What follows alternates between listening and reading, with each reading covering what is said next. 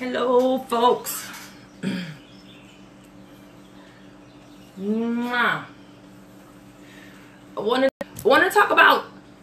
I want to talk about anything to say. Hey, how y'all doing? How's everybody? Hey, everybody. Thanks for joining. Just sitting here with my baby. This is my baby. Let's see if we can get him in the shot. Yes. Say hey, Jackson. This is everybody. This is Jackson Prescott Edward. Now, his father's not a junior or a second, but I really itch to name him a third, like Jackson Prescott Edward III. But he's not named after his father.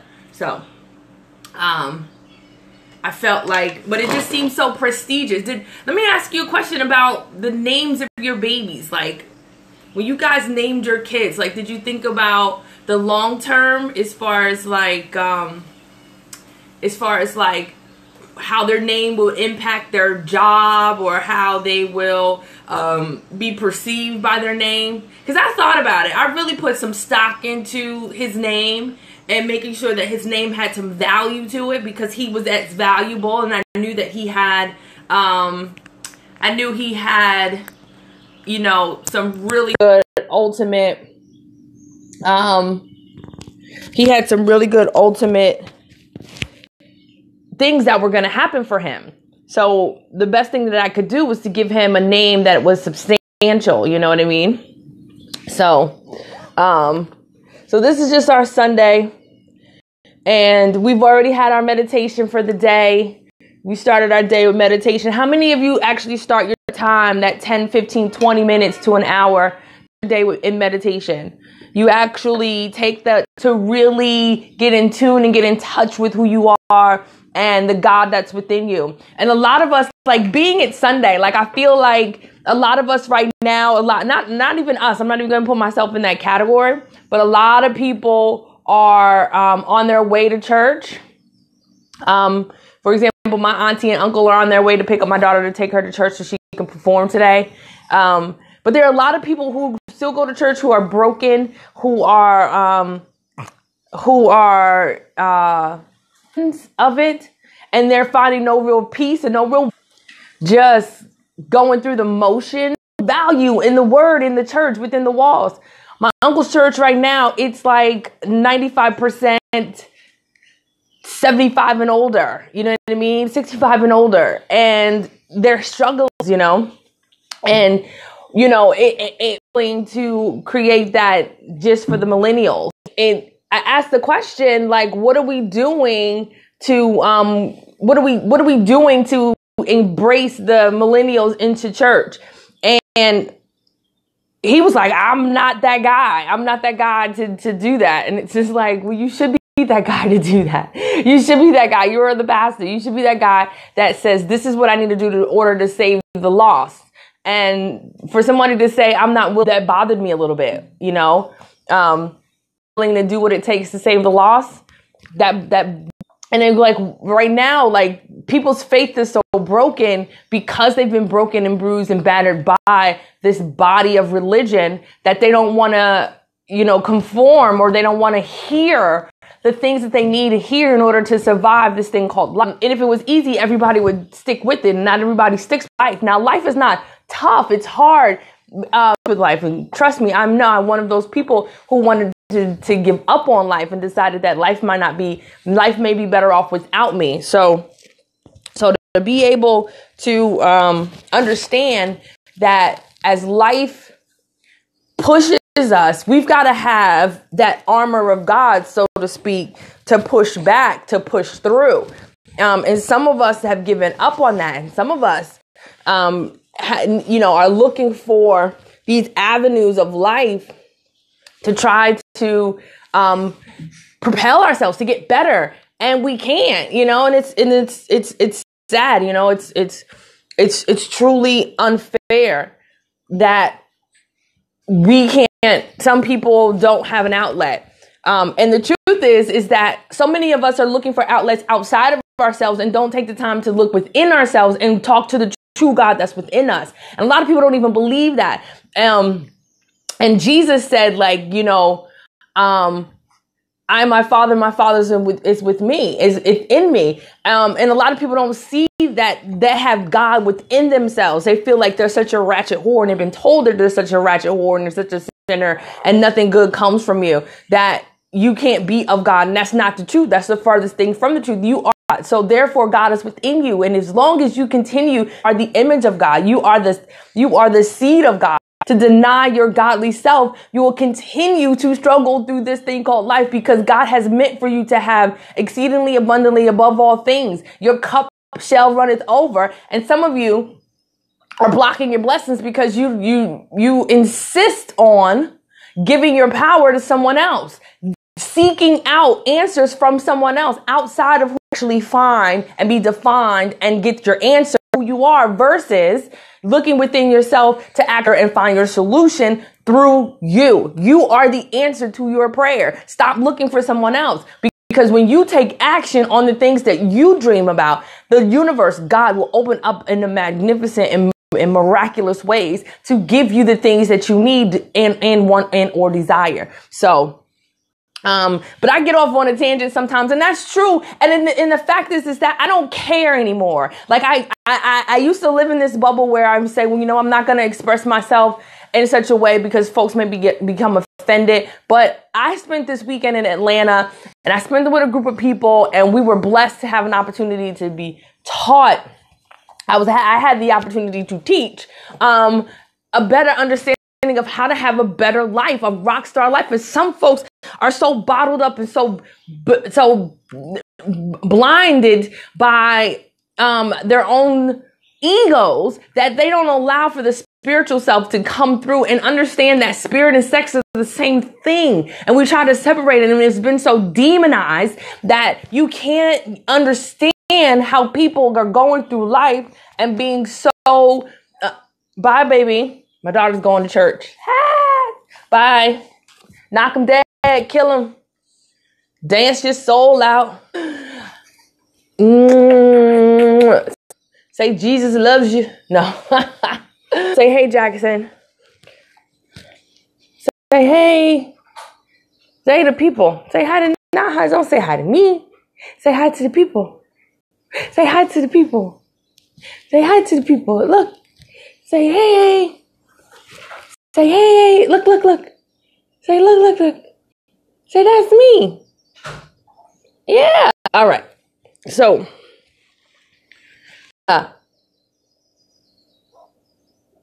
we tend to.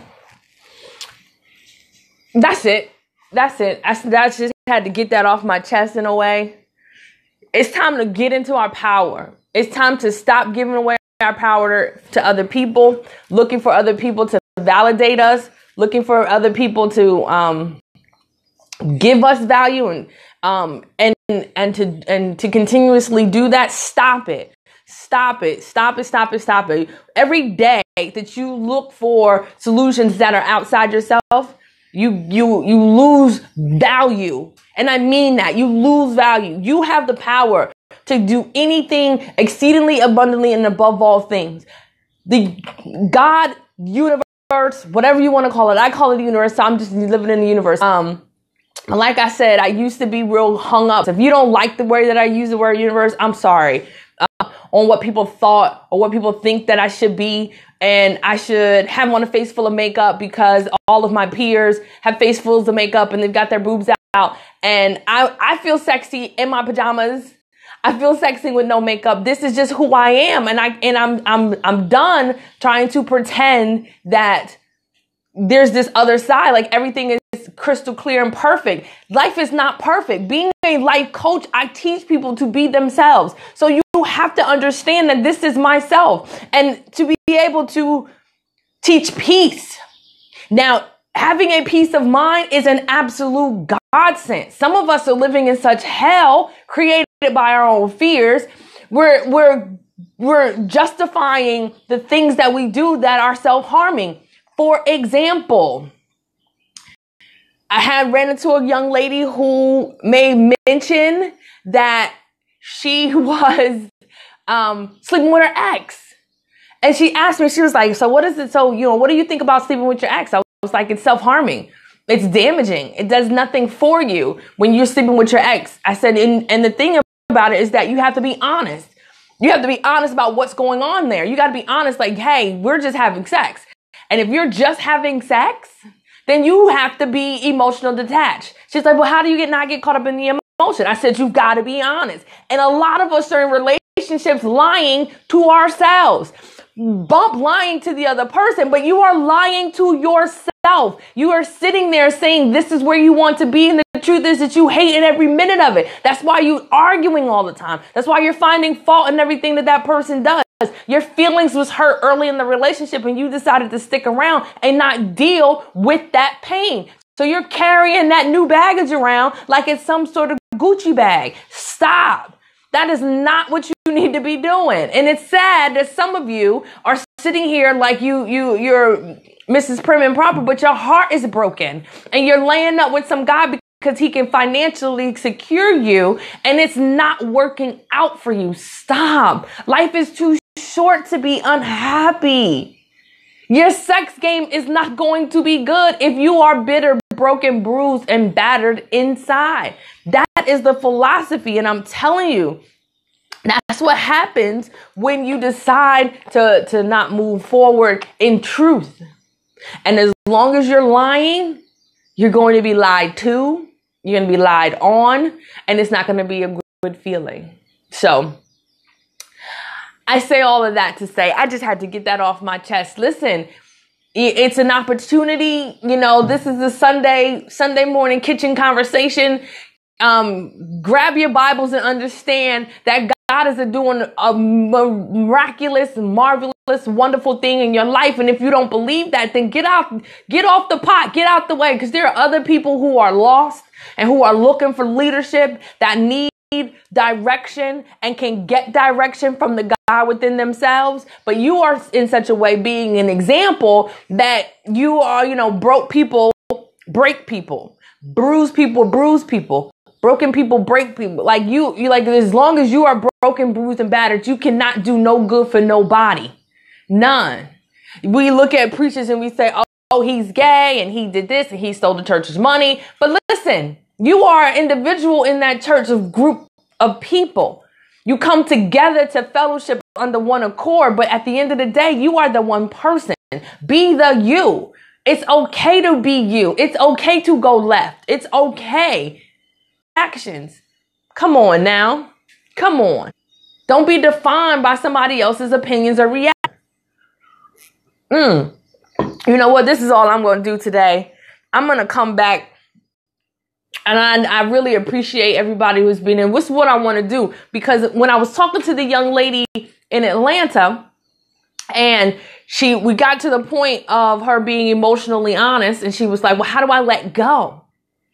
And what I want to do right now with everybody who's watching and who might watch this in the replay and you watched it to the end, I want to help you let go. I want to help you let go of the things that are holding you back, the things that are causing you pain, the things that are causing you to have this emotional baggage that you've been dragging around for years. And what I want to do is right now, where you are, whatever it is that you're doing, you have watched this. This has come to you for a reason. There's no reason. There's no such thing as coincidence. So right now, wherever you are, if you're in your car watching this, pull over to the side. If you're in line, getting at the grocery store, whatever it is, I want you to right now close your eyes. And what we're going to do is we're going to take a nice deep breath in. Deep breath in. And relax. And what I want you to do is take another deep breath in. And now I want you to understand that what we're taking in a new, fresh beginning, and we're releasing the things that are no longer serving you. Another deep breath in, hold it, and release. Allow that stuff to fall off your shoulders. Now, all the things, I want you to take stock and inventory in your life. I want you to think holding you down, making you angry. Think about the things that's been holding you back, frustrating you. And I want you to take all those things and I want you to put it in a bag. And I want you to stuff it in there. Everything that has hurt you, all the heartaches, all the pains, all the exes, all the disappointments, all the frustrations, take stock into your life. Bring all of those things that you've been carrying around for so many years. It's time to let them go. Put them in this bag. Just keep stuffing and stuffing and stuffing and stuffing. Deep breath in.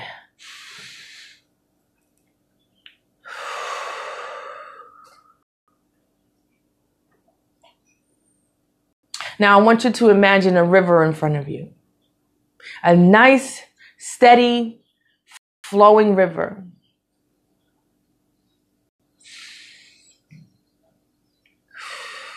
And you got your bag full of junk that no longer serves you.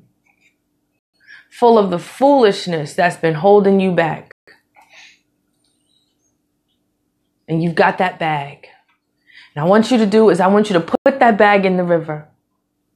Put all that hurt, heartache, and frustration that no longer has a positive impact on your life into that river. Right now, do it.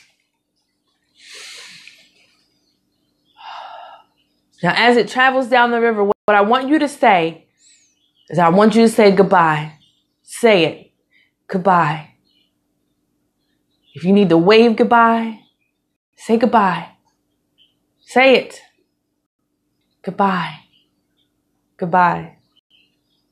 Goodbye. Don't go chasing down the river to try to get it back. Goodbye. Let it go. Don't take a picture of it so you can remember it. Just let it go. It is that easy. You're only holding on to it because you are afraid of what life would be like if you had to tell a different story. Don't be afraid to tell a different story. Let this go. Because you can't put in new stuff in an old jar. You've got to clear out your vessel so that the newness of life can come into you. Let it go. Don't fight to get the past. Don't fight to get the heartache back. Right now are in pain. You're crying because you feel, some of you right now, this void, this loss. But the truth is, if you stop thinking about what you've lost by letting go and start thinking about what you've gained. You've gained that peace. You've gained that power and control back over your life. You've done this all by yourself. You've done this. You've let go. You have made the announcement that I am going to love myself enough, that I'm not going to harm myself any longer by holding on to this foolishness that is destroying my life. You are doing this for yourself. Live in that joy, knowing that you have now taken back the power in your life. Do that now. Live in that joy. Rejoice in that joy. Yes, it's okay to let go. Because what is coming your way, what you now have is a blessing beyond measure. It's a blessing beyond measure. And on this day, yes, we say thank you. And we are grateful in ourselves.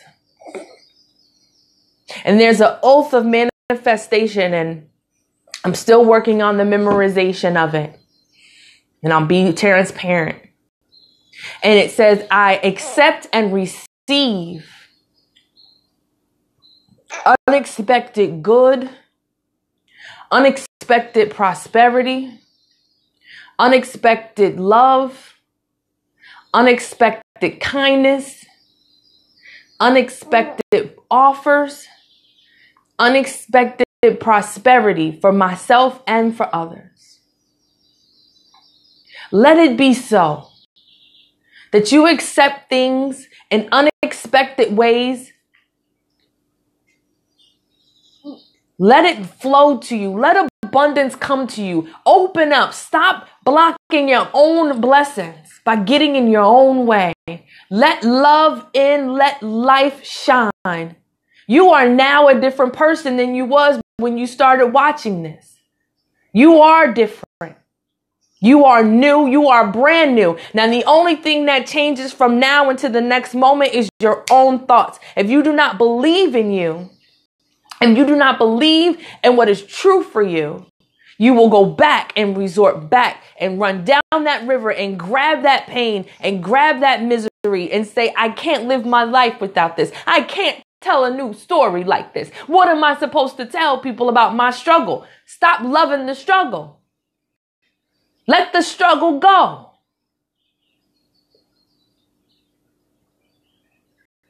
That's my time. I love you all. Have a good and great and blessed Sunday.